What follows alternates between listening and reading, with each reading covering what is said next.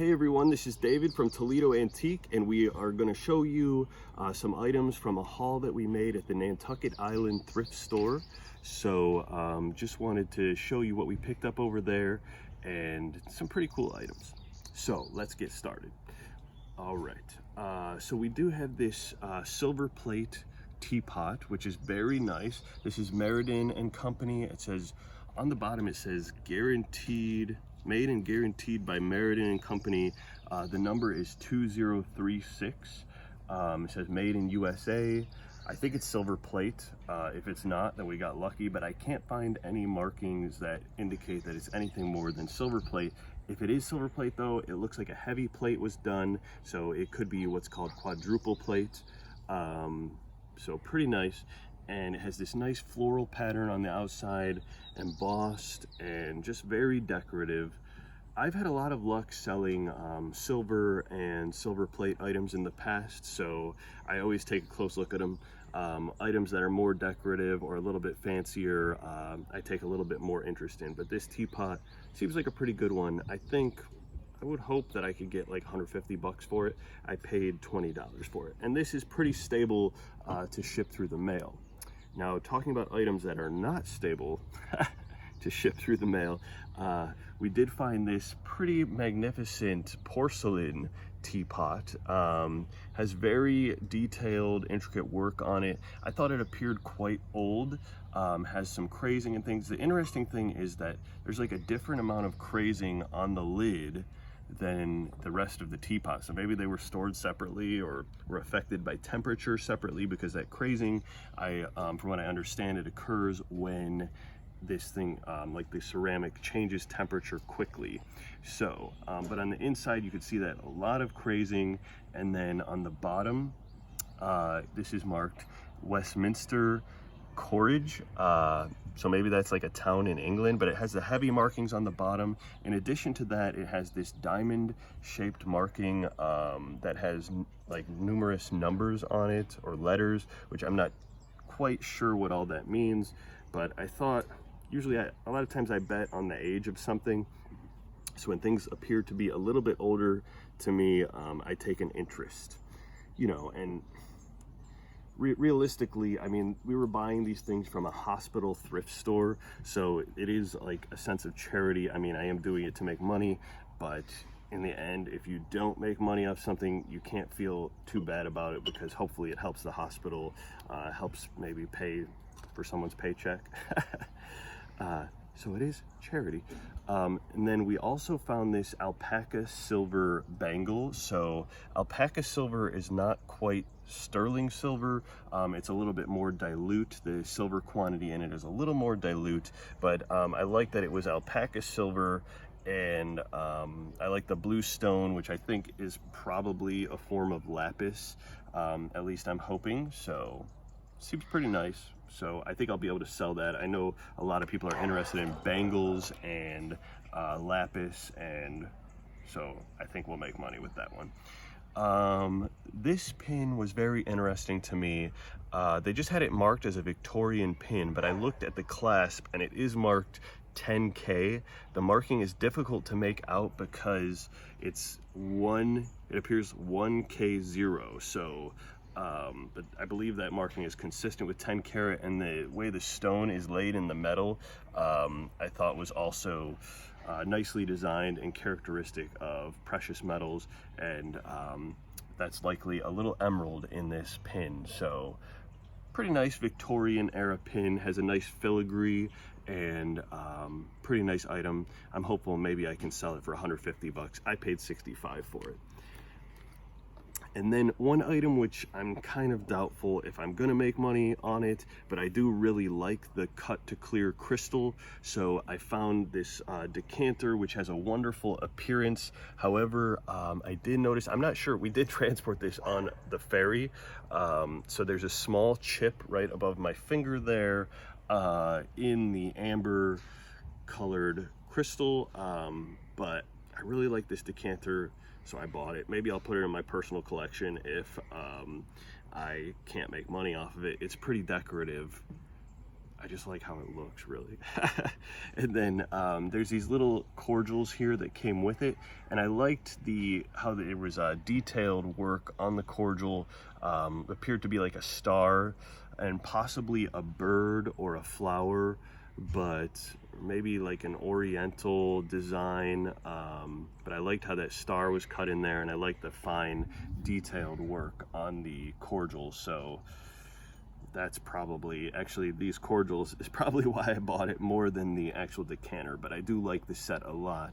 And here's what the other crystal glass appears. You can just imagine drinking something dainty out of this little cup, and that's pretty cute, right? And then I found this, well actually I think Allie found this, and this is a little, I think this is like an espresso cup, but it's pretty basic looking from the outside, but we like the marking on the bottom. So it's marked American Airlines, so this is like airline memorabilia, so we really liked that, and that's why I bought that, because it's an airline memorabilia item, which is quite popular. And then we did find these, with the airline cup, we found these little Haviland cups, so we were like, let's just buy all three. So this one is marked Haviland Limoges Beau Care, and just a pretty nice cup. I like the swirl design. Looks like it's got some silver around the edge. I like to see a little bit of precious metal work with the porcelain, and then the design on the porcelain usually makes it a little bit more valuable. I probably won't make a ton of money off these, but we'll probably make something. Maybe the two together might go for 15 or 20 bucks, and I think we paid $1 each for these. But here's another set of Haviland, or another little cup of Haviland china, and it's got a floral pattern, is embossed with the swirl, and the pattern on this is called Valet. So Haviland Limoges France china, so those are pretty cool. And then I did find this very interesting. This is like an ornamental egg, so it has some kind of like heavy gold work on the outside. So I thought it was pretty detailed, and it's not an item that I see real often. I didn't want to leave it behind, because sometimes you see an item, and if you leave it behind, you know you're going to regret it, because you're always going to wonder what it was and if you can make money off of it. So this was that type of purchase, and I didn't want to leave it behind. I felt like for $10, I'll take the risk on it and see if I can make some money off of it. It seems that it's very detailed handiwork, porcelain, ornamental egg, and I bet you I'm gonna make some money off this. Don't know how much. It did come with this brass toned base, so that was pretty cool too. We'll see how that one pans out. And then we did find this nice crystal cut to clear bowl. So it's a blue crystal and cut to clear with maybe like a starburst pattern on the outside. I think I bought it for 20 bucks, and I think I could get anywhere from 75 to 150 for this, but it appears very nice, pretty decorative, and a cool item. So I was happy to get that for $20. Another item that I was very happy to find were these sterling silver Reed and Barton serving forks. So these were only $10. They're marked sterling. They knew they were sterling there, and they still sold them for $10. I mean, the weight of these forks, I would estimate to be like 3 to 4 ounces at least of sterling, which I think that would be worth, a gram of sterling is like 95 cents usually, so I think there's about 30 grams in an ounce, so we got like 90 grams. I don't know, these are probably in scrap value worth at least $40, so that's why I was like $30 to $40. I like to make my my estimates to be conservative, so but nice forks, a lot of detail. This very interesting. It's like, what would you serve with this? Maybe some pie or something, but you really, it doesn't seem to me like you could fit much on the spikes of the fork. So just interesting to think about what this was actually for when it was made a long time ago. But you can see it's marked Reed and Barton sterling silver. This is the second one, has this nice ornamental fruit pattern at the base, and it's embossed and highly detailed. So I don't know how much these are worth, but I think I'm gonna make some money off them. They were $10 a piece, and here's the third fork.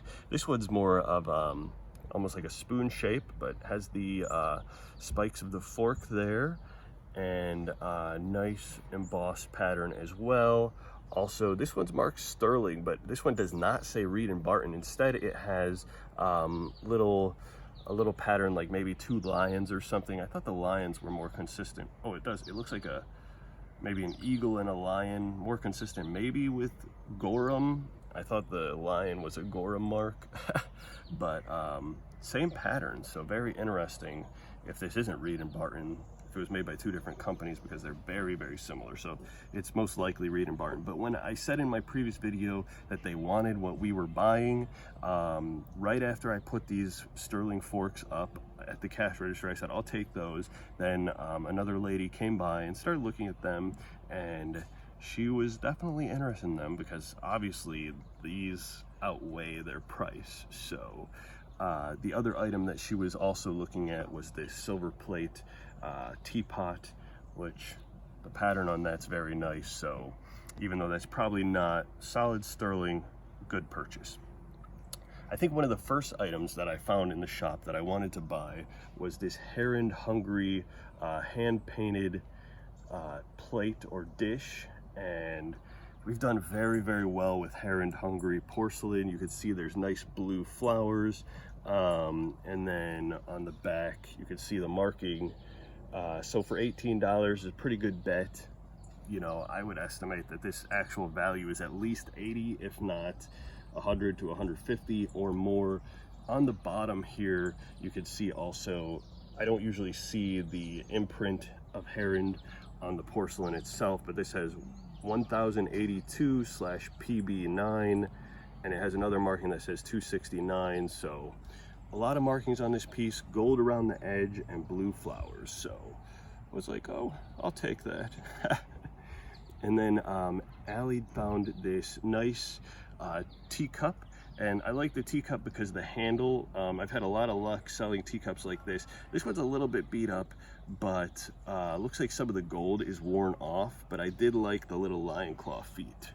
So when you start seeing things like lion claw feet and this handle that goes up in the air with the gold on it, and then you have a little scene on the teacup, I mean, the price tends to go up on these, but you know, like I said, this isn't the nicest teacup I've ever seen, but pretty good. One time I did see one that had like a similar handle like this, but it was like a dolphin shape, and that one went pretty well for like about $150. So for $1, we'll take our bet on this. So these are the items that we purchased at the Nantucket Hospital thrift store on Nantucket Island in Massachusetts. It's worth the trip out there. I'd recommend planning to also go to the beach or go to some restaurants when you're there to make the trip more worthwhile.